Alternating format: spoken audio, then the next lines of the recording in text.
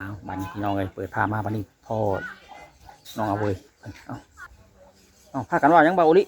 ถามน้องเอาเบยโดยสบายดีเด้อโดยสบายดีน้องเอาเว้ยได้การได้งานเนี่ยบ่จะจังหวะยังบ่ฮู้อยู่เฮ็ดจังไดต่อชาวบ้านนี่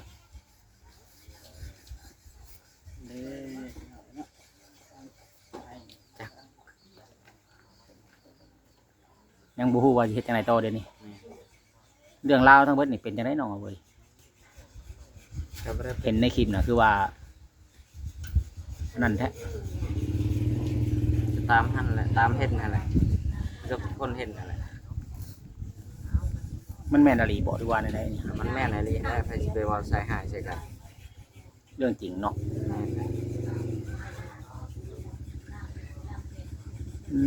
พี่น้องเลย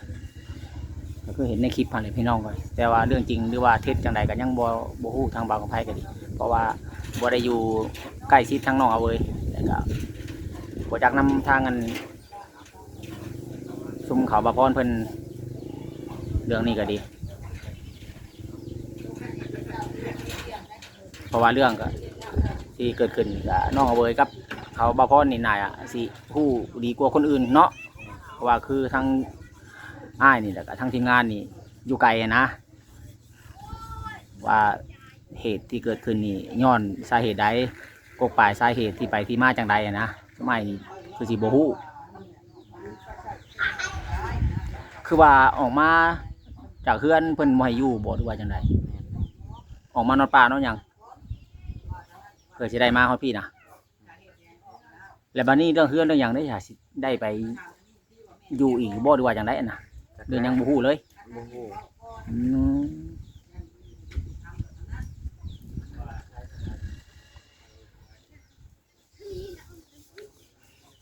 ก็คิดนักใจน้ำอยู่พี่น้องเลยเรื่องนี้ก็ดีทั้งน้องเอาเว้ย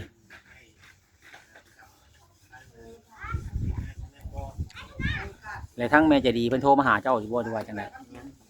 ยังอยู่เพิ่นติดต่อเจ้าบ่ได้บ่ได้ว่าจังได๋แต่เก่าคือว่าโทรหาเพิ่นได้อยู่จังหวะ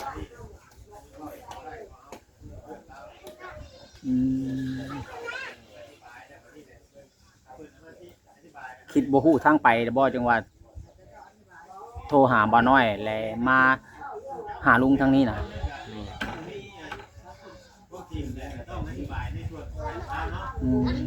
นี่แหละพี่น้องเว้ยแต่ว่าเหตุผลทั้งเบิดทั้งมวลกับน้องเอาเว้ยก็ว่าแม่นคือในคลิป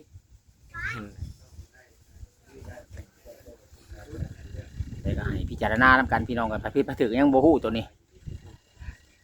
เพราะว่าคือทางบ่าวกับไผก็อยู่ไกลพี่น้องเอ้ยอยู่ไกลแล้วก็บ่ได้อยู่ใกล้นั่นแหละ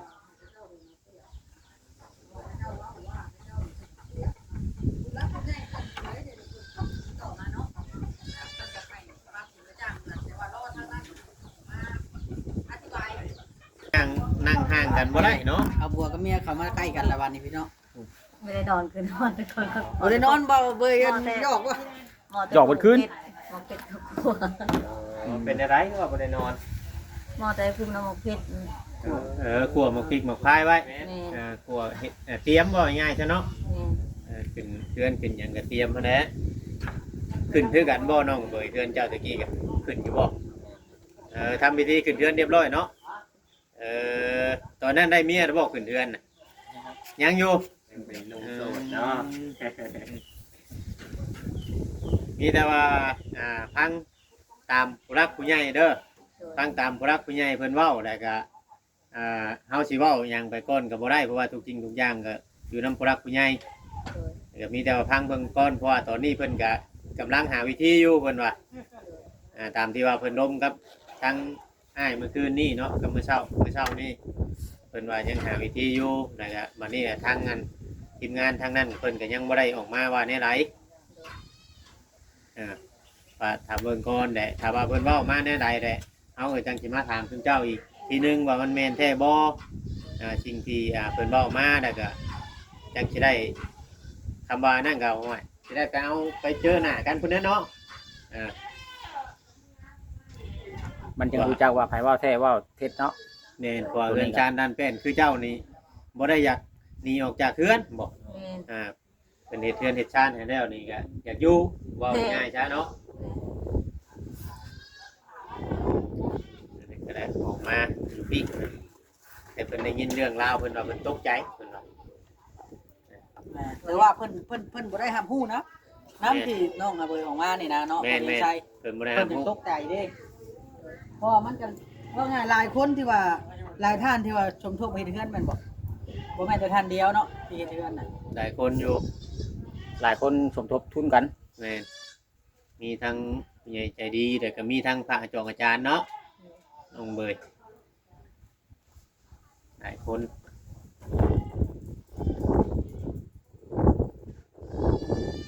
เป็นก็มีอ่าใบฉลองสลิปการโอนเงินโอนคำครั้งแน่ หลายคนสมทบเข้ามาเนาะแต่ว่า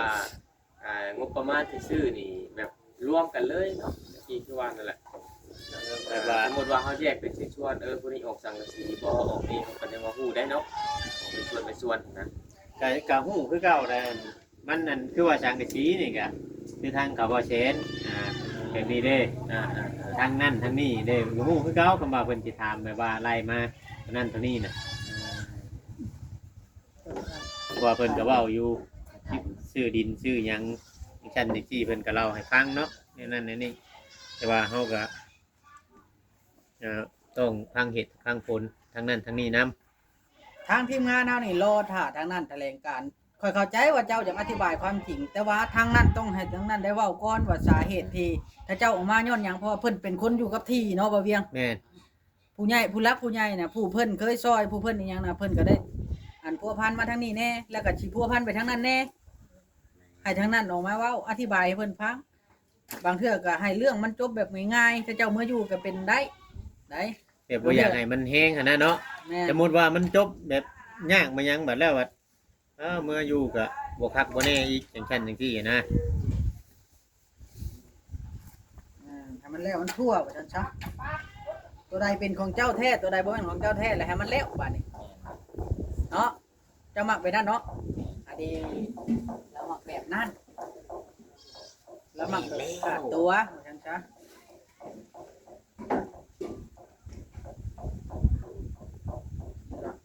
มีแต่ว่ารอทั้งนั้นแล้ว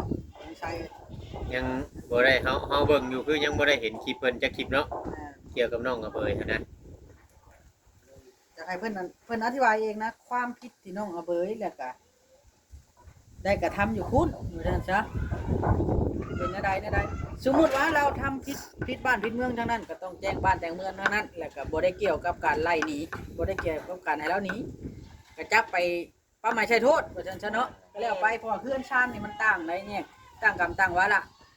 เนาะ คำเจ้าผิดนี่คือแบบว่าคำเจ้าผิดนี่คือว่าเจ้ายอมรับเบิดบ่ แม่น เออ ก็สิยอมรับสิบ่มีทางนี้แต่ว่าบ่มีทางเลือก อืม แต่ความบ่ได้แปลว่าการเฮ็ดบ่ยุติธรรมล่ะบ่ เอ บ่เฮ็ดความยุติธรรมนั่น อืม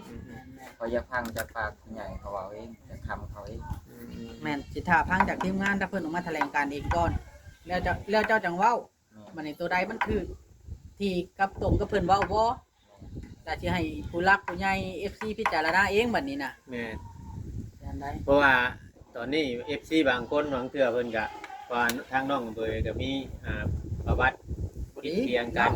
แต่กี้แต่ก่อนน่ะมันนี่นั่นคือน่ะเพิ่นได้บ่เชื่อเพิ่นยังบ่อยากเชื่อหั้นนะแม่น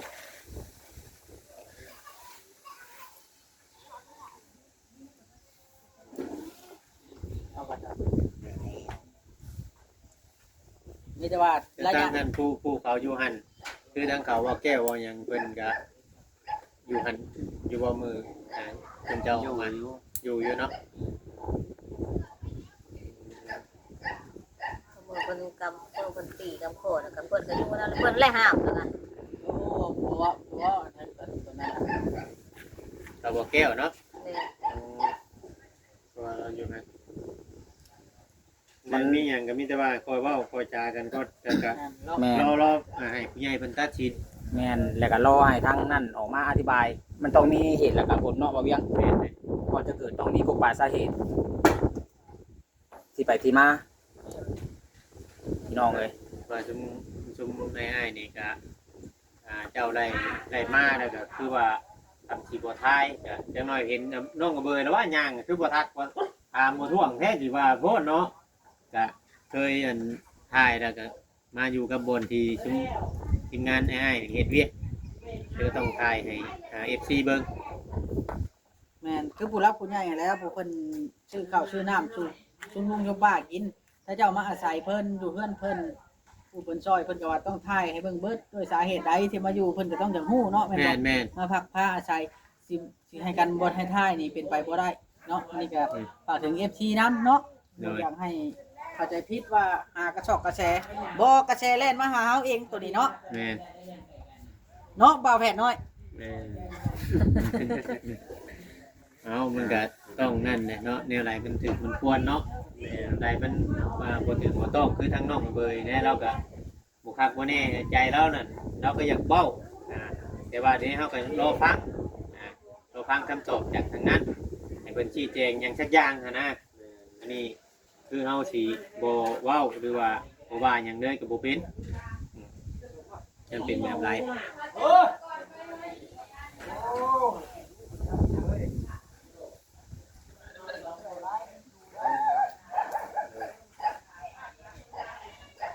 โดนเติบแล้วบ่ที่ทีมงานเพิ่นบ่ได้สัมภาษณ์เจ้าโดนเติบแล้วมีไผจะถ่ายเจ้าแต่ละมื้อนำคลิปเจ้าลงไปมีแต่เบานั่นบ่ มีแต่บ่บัว มีแต่เบา เพิ่น เพิ่งๆเท่านึงเนาะ แม่นลูกค้าเราไล่เราลูกค้ามาไล่ รอแล้วตัดผมเนาะ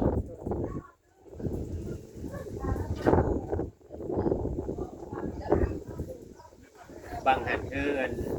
เห็นว่าบ่ได้คอยอยู่บ้านไปใช้ตนคือเขาถ่ายคือว่าบ้านห่าง เกี่ยวข้าวซอย อ๋อไปเกี่ยวข้าวอยู่บ้านเมียแต่จังกลับมาอ๋อ เกี่ยวข้าวก็2อาทิตย์ อืมคือว่าทั้งพ่อแม่เมียนี่รับรู้อยู่เนาะว่าพ่อเมียนี่เนาะแต่ว่ายังบ่ได้แต่งเดินเว้าอยู่บ่เรื่องเงินขนมยังบ่ได้เว้าหยังเลยอืมคือเสียใจบ่กับมันเรื่องที่เกิดขึ้นบ่น้องเบิดคิดเสียใจอยู่บ่กับเรื่องที่เกิดขึ้นเสียใจแฮงบ่ แม่น เออ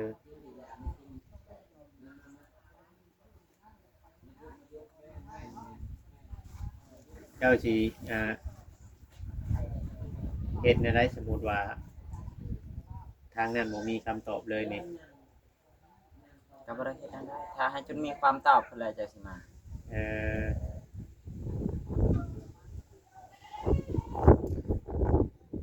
แล้วเจ้าเคยร่วมกันอยู่บ่กับผู้รักผู้ใหญ่ผู้เป็น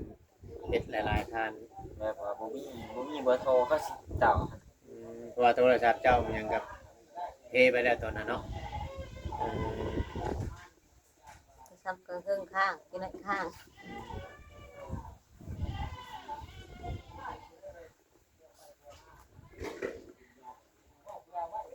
เนี่ยเนาะในเรื่องนี้ก็ได้พี่น้องเลยเอาเนี่ยอันนี้ก็คือว่าเรายังบ่ได้สรุปว่าทางใดถูกทางใดผิดตอนนี้นะพี่น้องเพราะว่าหลายคนเพิ่นก็อยากรู้ว่าไปถูกไปผิดนั่นแหละแต่ว่าเอาสีเชื่อทางนั้นทางนี้ก็บ่ได้ว่าเป็นยูทูบเบอร์เราต้องเป็นกลางเนาะเป็นกลางที่สุดนั่นแหละเพื่อให้ FC เพิ่นเป็นคนตัดสินใจ เพราะว่าเฮาบ่ได้อยู่ในเหตุการณ์เนาะ แม่นทางผู้รักผู้ใหญ่สำคัญที่สุดก็คือทางผู้รักผู้ใหญ่ผู้เพิ่นเสียเงิน แม่น ผู้เพิ่นออกเงิน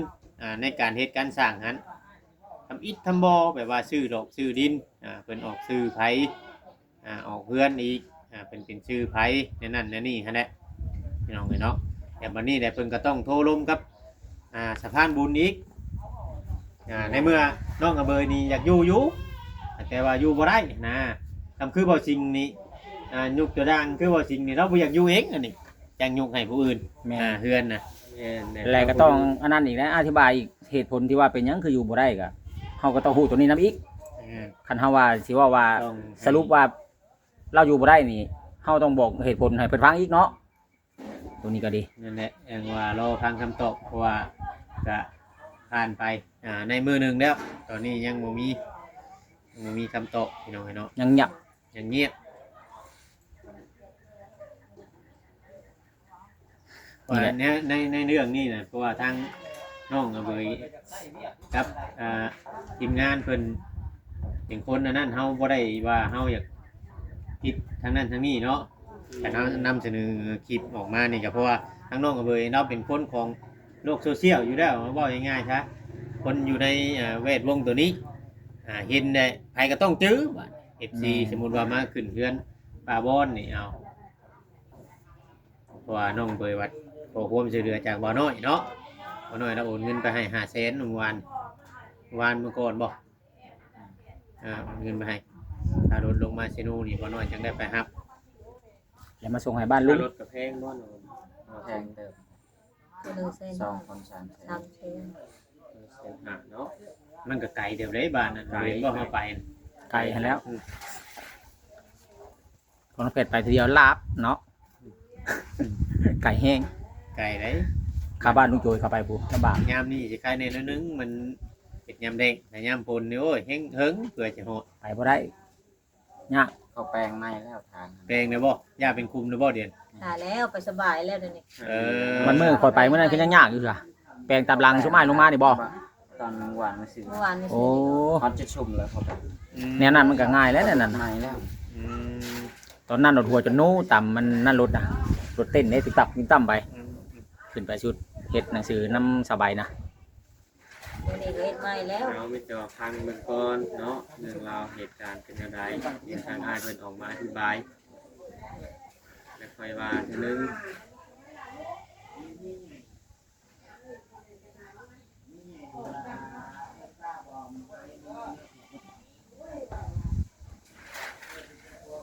สีบ่เพราะว่าในสีนี่นะสีขาวว่า นี่อย่างอยากถามน้องเพิ่นบ่แพทย์ มีนะผมเห็นกัน มีอย่างอยากถามน้อง แต่ว่า อี อก ยาก เพิ่น แนะ ตื่น นำ พอ ให้น้ จ อ อง ย เพิ่นในระยะนี้ฮะกันได้งานเฮ็ดแล้วให้น้องไปเฮ็ดงานนั่นล่ะบ่เรียงเนาะ นี่ได้ว่า แนะนำน้องเพิ่นตื่นแน่ตัวนี้ยันแปลว่าคันผู้ใหญ่เห็นเฮาขยันเท่าไรเพิ่นแฮงอยากช่วยเท่านั้นแหละ ผักอยู่น้ำปามดุงนี่ก่อนเนาะ แม่น หาเฮ็ดเวียกเฮ็ดงานอยู่แถวนี้ก่อน แต่ว่าที่ ฟังเบิ่งก่อน ที่เพิ่นสุดท้ายนี่แหละ ที่เพิ่งกันได้ป้าลุงนี่ได้สำคัญที่สุดแหละ สายเลือดเนาะ เพิ่นก็ให้เป็นเวทมือนี่แหละเพิ่นก็หาให้แล้ว เพิ่นหางานยังน่ะ ป่า ฮะ เก่งป่า เลี้ยงปลาบอกน้องก่อนเลี้ยงปลาอยู่ไส นี่ท่าชะโนนี่ตุ๊ก อ๋อ ใกล้ๆนี่ บ้านน้องตาดำนี่ เลี้ยงปลายังเคยเห็นปลานินน้ำหนองน้ำบ่อหั่นบ่ยังดีเลยเนาะมีงานมีการเฮ็ดไปเบิดผัวเมียบ่ ค่อยน่ะเอ็ดอันนั้นหนึงเข้าค่อยนี่ละนะ เดือนหนึ่งล้านห้า โดด หนึ่งเข้า น้องเบยได้จ้ะ เพิ่น3ล้าน เดือนหนึ่ง3 ล้าน 3 ล้าน โอ้ โอ้ 4 ล้าน5เด้อฮะ ก็ดีเด้อเนาะ เหลือ2คนผัวเมีย อยู่กินน้ำเพิ่น อยู่กินน้ำเพิ่น โดด นั่นเด้อยู่กิน พอแค่ว่าเฮาขยันนะเนาะ แม่ถ้าเฮาประหยัดแม่ก็ประหยัดใช้ก็สิได้เก็บอยู่ดอก ใครเนาะมันบ่กับบ่ได้ใหญ่อยู่ประเทศไทยนะห้วยเดียวไปจนเห็นขั้นพายพุ่นได้หนองหนึง อันนี้ก็สิหลายบ่เติบแล้วบัดนี้เนาะ แต่บ่เด้อมันบ่ทางนี่จงใจนี่ อ่า บ่ที่เฮาผ่านมานี่ อ่า มันทางนี่มันแต่มันก็หลายบ่ของบ่ใหญ่ ป บ่ ลาก น้ ระ อย ซังปลากระซังแบบเขาเรียกน้ำของ เลี้ยงปลากระสัง น้ำจีนน้ำเวียดนะแม่นบ่ ต้องไปเบิ่ง ทุกทีม อืม น้ำจีน ต้องไปเบิ่ง แม่นบ่บ่จอย เฮ็ดได้ซำใดงานต้องสู้กันแหละทุกสิ่งทุกอย่างก็มีแต่ว่าในเรื่องตัวนั้น เวลามันเวลาผู้ใหญ่เพิ่นทางเองเพิ่นดอกมันน่ะ แม่นบ่เพียงใจ แม่น ให้เจ้าน่ะสองคนน่ะขยันเข้าไว้ว่าซั่นซะนั่นได้ก็เฮ็ดให้เพิ่นเห็นเพิ่นสุดท้ายน่ะเพิ่นสิเอาความยุติธรรมมาให้เจ้าเอง ถ้าเจ้าผิดเพิ่นก็เอาผิดให้เจ้า ถ้าเจ้าถูกเพิ่นก็เอาความยุติธรรมให้เจ้าเนาะ แม่น ตัวนั้นที่ชื่อดอกมันซ้ำนั่นต้องเว่าความจริงต่อกันนะสมมุติว่ามือใดมือหนึ่งเพิ่นออกมาเว้าสู่เจ้าพังแล้วว่าถ้าเจ้าผิดแนวนั้นแนวนั้นที่เพิ่นให้ออก เจ้าก็ต้องเว้าความจริงบัดนี้ตัวใดเจ้าถูกเจ้าก็เว้าว่าแม่มันบ่แม่นตัวใดเจ้าผิดเจ้าก็ต้องยอมรับ เปิดอกยอมรับตัวเองรอดว่าตัวนั้นเฮาเฮ็ดบ่ถึงแท้เนาะเฮาก็สิพร้อมสิแก้ไขแล้วก็ขอโทษเพิ่นพอยกคัน5ก็ยกของแบบนี้แนวใดเฮาผิดเด้เนาะบ่าวจ้อย แม่นแล้ว ประมาณนี้แหละพี่น้องเนาะแต่จะได้จบคลิปลง เดี๋ยวค่อยสิไปเบิ่งเฮือนป้าแตวกันเด้อ โดย ว่าได้ยินทางบ่าวบอสว่าสิแปลงเฮือนให้ป้าแตวนะสิไปเบิ่งก่อนเอา โด เลย โดย เนาะแผ่น้อยไปนะบ่แผ่ เอาไปสบายดีเด้อน้องเด้อ โอ้ยสบายดี พี่น้องเลยเนาะ